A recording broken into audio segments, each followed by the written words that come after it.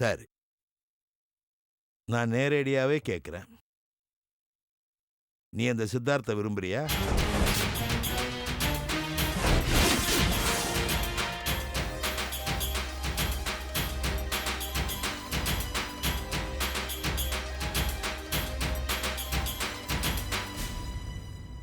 சொல்லுமா, நீ அந்த சித்தார்த்த விரும்புறியா?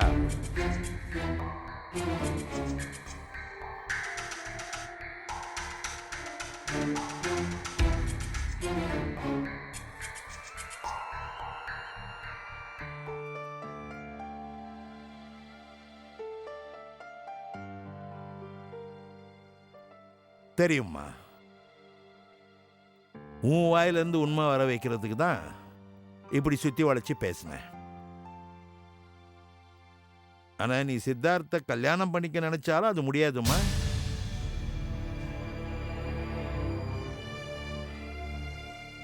ஏன்பா? அவன் நல்லவன் இல்லம்மா. எல்லா அப்பாக்களையும் போல நீங்களும் ஒரு சாதாரண அப்பா தானப்பா. ஆனா சித்தார்த் எவ்வளவு நல்லவர்னு எனக்கு தெரியும்பா. அவர் ஒரு நல்ல ஓவியர், நல்ல கலைஞர், மென்மையான மனசு படிச்சவர். பாவம், சின்ன வயசுலயே தான் அப்பா அம்மாவை இழந்தவர். வறுமையிலையும் கஷ்டத்திலையும் கூட வாழ்க்கையை முழுமையா நேசிக்கிறவர். சித்தார்த் என் வாழ்க்கை துணையா வந்தா கூட என் லைஃப் சந்தோஷமா தான் இருக்கும். ஆனா நீங்க அவரை நல்லவர் இல்லைன்னு சொல்றது எனக்கு ரொம்ப ஆச்சரியமா இருக்குப்பா. அப்பா, சித்தார்த்த பத்தி நல்ல விதமா சொல்ல என்கிட்ட 1000 விஷயங்கள் இருக்கு. ஆனா அவரை பத்தி தப்பா ஒரு விஷயம் சொல்லுங்க பாக்கலாம். சித்தார்த் நல்ல கலைஞன் தான். அவனுக்கு மென்மையான மனசு மட்டும் இல்லம்மா, காதல் மனசும் அதிகமாவே இருக்கு. காதலிக்க அவனுக்கு ஒரு பொண்ணு போதல.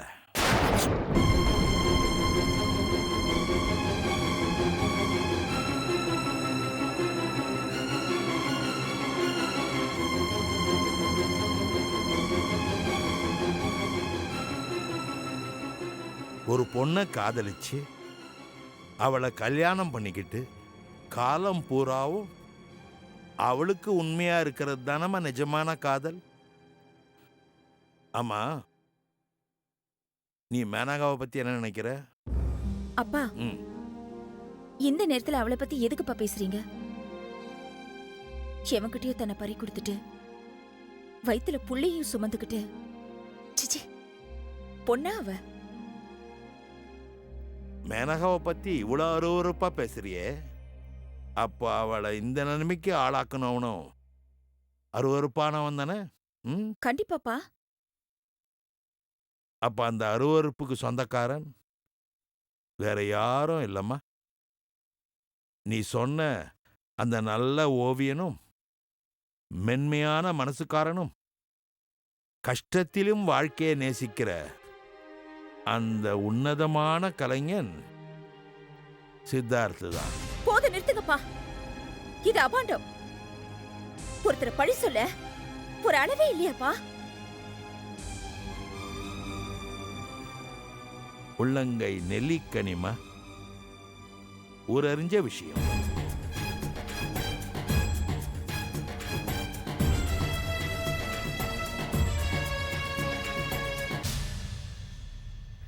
இன்னைக்கு தான் லிவிங் டுகெதர்னு ஒரு ஆணும் பெண்ணும் கல்யாணம் பண்ணிக்காமலே ஒரே வீட்டில் சேர்ந்து வாழ்ற விஷ கலாச்சாரம் பரவிட்டு வருது.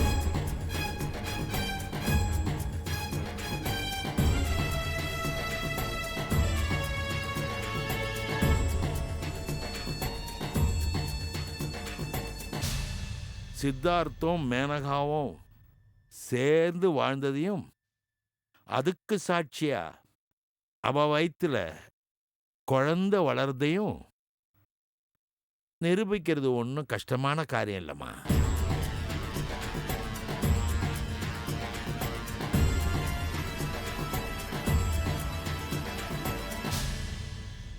சித்தார்த்துக்கு காதல் மனசு. மேனகா சலிச்சிட்டா. இப்போ அவன் காதல் பார்வை உன் பக்கம் திரும்பி இருக்கு.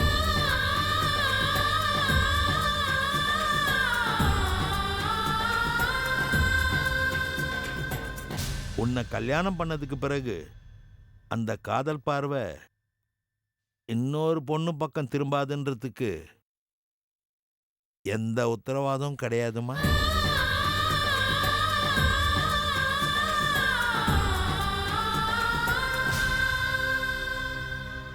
அதனால தான் அவன் நல்லவன் இல்லைன்னு சொன்னேன். ஒருத்தனை பத்தி தெரிஞ்சும் என் பொண்ணு ஆசைப்படுறான்றதுக்காக உன்னை பாழும் கணத்துல பிடிச்சு தள்ள இந்த அப்பாக்கு எப்படிம்மா மனசு வரும்?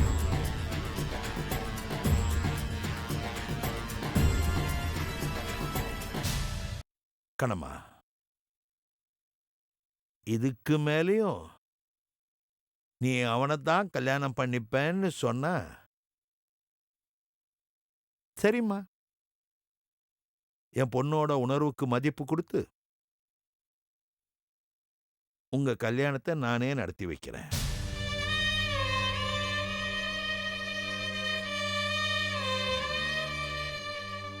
என்ன, மேனகாவுடைய வாழ்க்கை கேள்விக்குறியாயிடும்.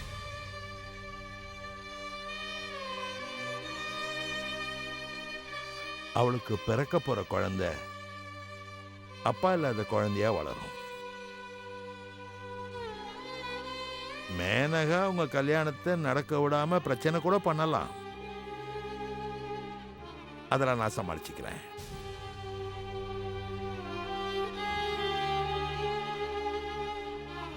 கண்ணம்மா, நான் சொல்ல வேண்டியதெல்லாம் சொல்லிட்டேன்.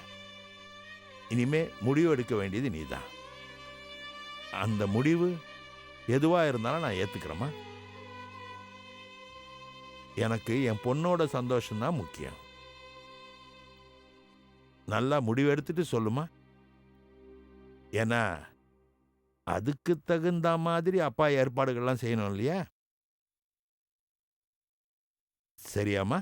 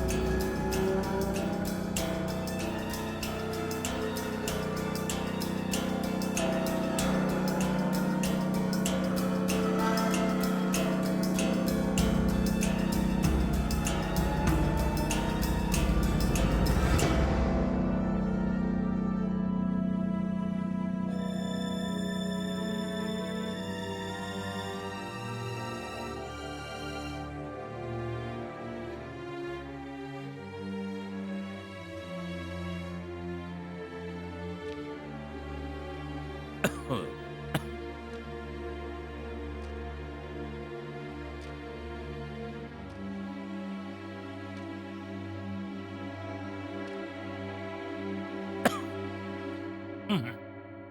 ஆ. ஆ.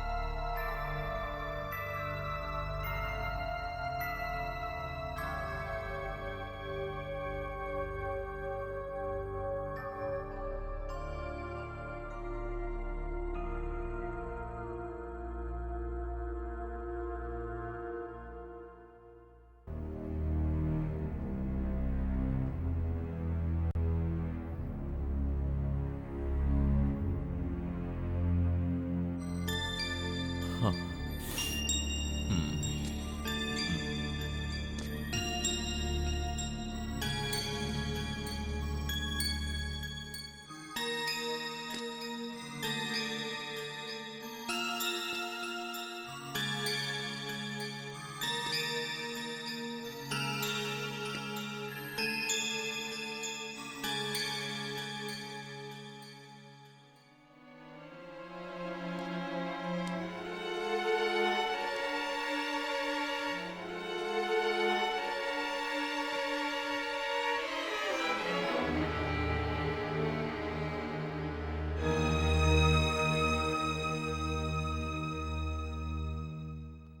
ஆ. ம். ஆ. அ. ஆ. ஆ. ஈஸ்வரா!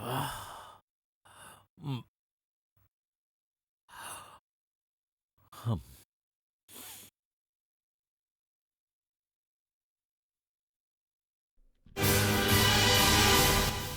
ஆ. அ.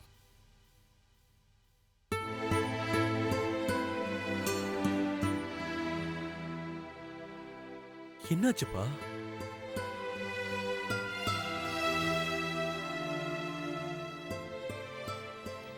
அ. அ. ஆ. சொல்லுங்கப்பா. என்னாச்சு? எதப்பா சொல்ல சொல்ற? இல்லப்பா. ஏதோ அப்செட்ல நீங்க இருக்கிற மாதிரி இருக்கு. முகமெல்லாம் இப்படி வேர்த்திருக்கு. உடம்பு ஏதாவது கொதிக்குதாப்பா? ஹ. உடம்பு மட்டும் இல்லப்பா. ம். மனசும் கொதிக்குது.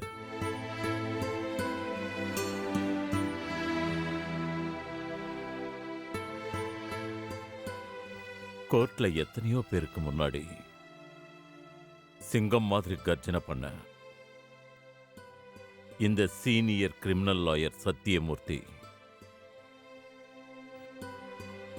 இப்படி வீட்டுக்குள்ள பயந்து கிடக்கிறது நினைச்சா எனக்கே கேவலமா இருக்குப்பா.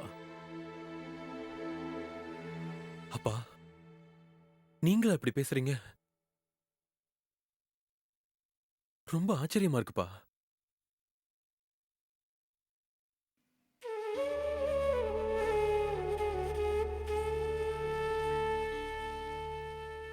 இதுல ஆச்சரியப்படுறதுக்கு என்னப்பா இருக்கு? எதுவும் எப்பவும் மாறுங்கிறது தான் நிஜம். என்ன சுத்தி நடக்கிற ஒவ்வொரு விஷயமும் எனக்கு இதுதான் திரும்ப திரும்ப சொல்லுது. எத்தனையோ வழக்குகள்ல நான் வாதாடி இருக்கேன். ரொம்ப சிக்கலான கேஸ்ல கூட நீதிபதியே ஆச்சரியப்படுற அளவுக்கு ஆதாரங்களை கோர்ட்ல சுட்டி காட்டியிருக்கேன். ஐயா, நீங்க மகராசாவா இருக்கணும்னு பல பேர் என்னை வாழ்த்திருக்காங்க. என் குடிய கெடுத்துட்டீங்களேன்னு இது வரைக்கும் என் காதுக்குள்ள யாரும் சொன்னது கிடையாது. இப்போ என் குடிய கெடுக்க யார் திட்டம் போடுறாங்கிறது எனக்கு தெரியல. ஒருவேளை நான் கிரிமினல் லாயருங்கிறதுனால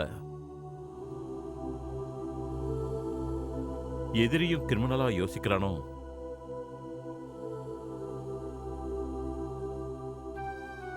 அப்படி கிரிமினலா யோசிக்கக்கூடியது யாரா இருக்கும்பா? யாரா இருக்கும்? அப்பா, நமக்குன்னு இருக்கிற ஒரே எதிரி கணேஷ் போதாதப்பா? நேரடியா அப்பப்ப வந்து நம்மள மிரட்டிக்கிட்டு இருந்தான். கூண்டோட நம்ம குடும்பத்தையே நாசம் பண்ணிடுவேன்னு சொன்னான். சத்தியமும் தர்மமும் உங்க பக்கம் இருந்துச்சு. அவனோட சவால் சவுடாலா போயிடுச்சு. அதான் நம்மள குறுக்கு வழியில இப்படி பயமுறுத்த இப்படி ஒரு காரியத்தை பண்ணிருக்கான்னு நினைக்கிறேன். எல்லாரும் குற்றவாளிகளை உனக்கு இளங்கானம் தெரியல. ஒருத்தனோட கண்ணே போதும் அவனோட மனசை படிக்க. ஒரு அட்வொகேட்டா அந்த அனுபவம் எனக்கு நிறையவே இருக்கு. ஒரு சைக்கியாட்ரிஸ்ட் டாக்டரால படிக்க முடியாத விஷயத்தை கூட என்னால படிக்க முடியும். ஒவ்வொரு மனுஷனும் ஒவ்வொரு உணர்ச்சி இருக்கிறவன். மனுஷனை படிக்கிறது ஒரு தனி கலை. படிக்க படிக்க புதுசு புதுசா புரியாத பல விஷயங்கள் புரியும். இவனா இப்படியா, இவனா இந்த காரியத்தை பண்ணான்னு ஆச்சரியமாவும் இருக்கும். சில நேரங்கள்ல அனுதாபம் படுற மாதிரியும் இருக்கும். அந்த வகையில நான் அந்த கணேசன் நல்லாவே படிச்சு வச்சிருக்கேன். அவன் எங்க போவான், எதை செய்வான், எப்படி செய்வாங்கிறது எனக்கு தெரியும். கணேஷோட அப்பாவை உங்க அம்மா கல்பனா டார்ச்சர் பண்ணதுனால கணேஷோட அப்பா இறந்துட்டாரு. அப்பாவை பறிகொடுத்த சோகத்துல தான் அவனுக்குள்ள இருக்கிற மிருகம் நம்மளை பழி தீர்க்கணும்னு இப்ப இறங்கியிருக்கு. அந்த வெறி தொழில் ரீதியா நம்மள நடுத்தெருவுக்கு கொண்டு வரணும்னு நினைக்குமே தவிர இப்படி கண்ணாமூச்சி ஆட மாட்டாங்க.